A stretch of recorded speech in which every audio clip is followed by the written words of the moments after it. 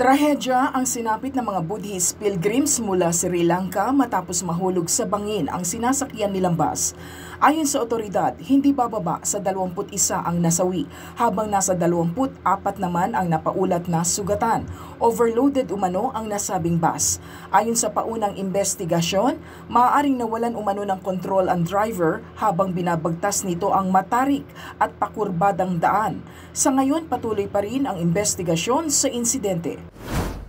Initial 90-day tariff relief. Ito ang bagong kasunduan na ikinasa sa pagitan ng Estados Unidos at China matapos ang naging pulong ng trade representative ng dalawang bansa sa Switzerland.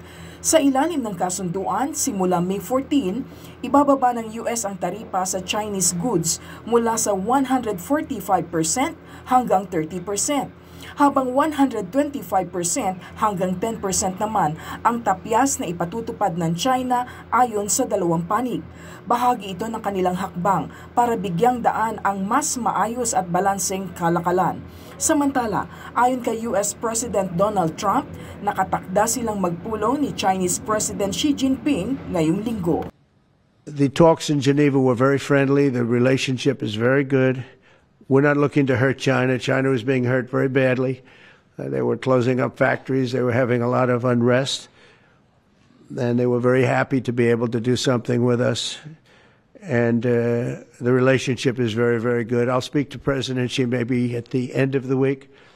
We have some other things we're doing. Sa Roma, sa unang pagkakataon, matapos mahalal bilang Santo Papa, personal nang nagbigay pugay si Pope Leo kay yumaong Pope Francis. Dala ang puting rosas.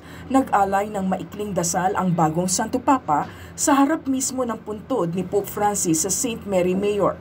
Kasunod nito, pinangunahan rin niya ang pagbubukas ng papal apartment matapos itong ikandado dahil sa pagpanaw noon ni Pope Francis. Kasama ang iba pang top official ng Vatican, mismong si Pope Leo ang nagbukas ng pinto bilang hudyat na rin anila ng pagsisimula ng kanyang papal duties. Kaugnay nito, lumitaw naman ang pagiging palabiro ng Santo Papa noong una itong nakisalamuha at magbigay panayam sa media. Buongiorno.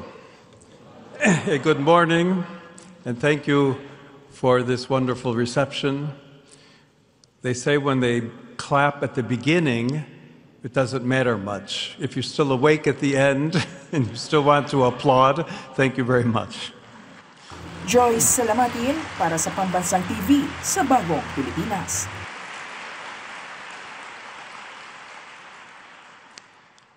Fratelli